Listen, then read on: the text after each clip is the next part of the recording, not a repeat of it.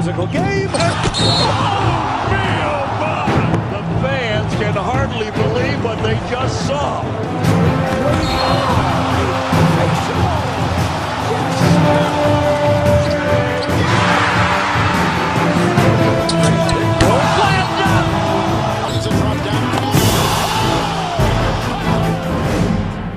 When you're getting picked, it's very nerve-wracking. You don't know if you're going to go in the first round. You don't know if you're going to go in the second round. You don't know if you're going to go in the draft at all.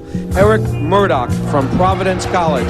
I didn't even hear my last name. I mean, I was mobbed. The first pick, 5th pick, 4th pick, 15th pick. They are on their feet. Your name is called. Everything is okay now. You got through that part. Now you got to go to work. You got to show that you know you're able to play. So,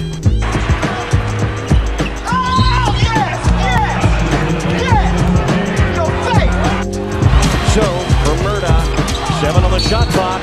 Got the bucket again! Murdoch with a drive. Murdoch got it back, kept his eye on it. And I remember the one game, I'm sitting next to Michael Jordan. I came out there, my pants were sagging, and Michael Jordan looks at me and is like, "Boy, pull your pants up. This ain't home." I was like, "Okay, I'm sorry, Mr. Jordan." I started tucking my shirt. Playing against Michael Jordan, I mean, that to me was just letting me know that I did make it to the NBA.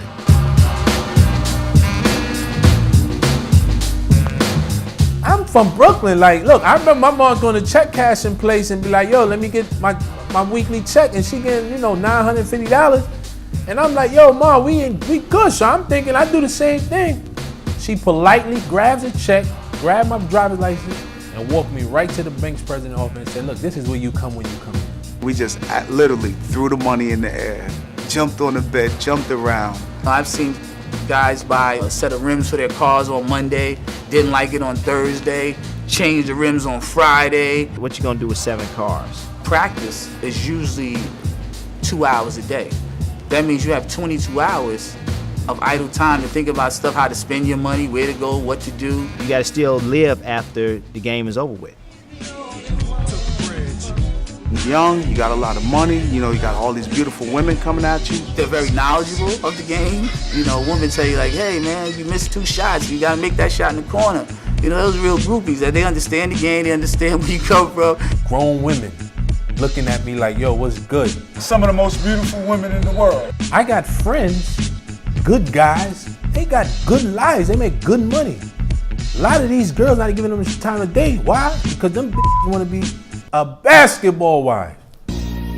There's nobody there that's gonna be, pat you on the back, tell you how great you were, how great your morning was, how great your night was, and actually, it's a transition a lot of people are afraid of. Yeah, they was like, what, you're not going to work, you don't have nothing to do, no more games, whatever. I said, no, I'm dad now. Wives have the household so tight where we come and mess it up after we retire. You have to get your mind conditioned that, it's not a wake service anymore. When you're out of that league, no one tapes your ankles anymore. You have to tape your ankles yourself. There's a saying in basketball, when it gets tough, tie your shoestrings tighter. Well, in the real world, you gotta tie a whole lot of stuff tighter.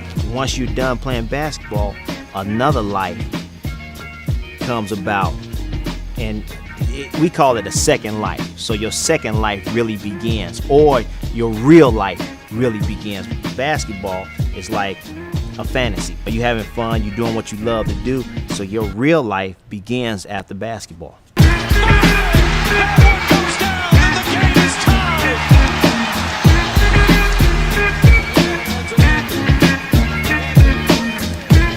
My name is still Tyrone Grant in New York City. I'm the fucking show.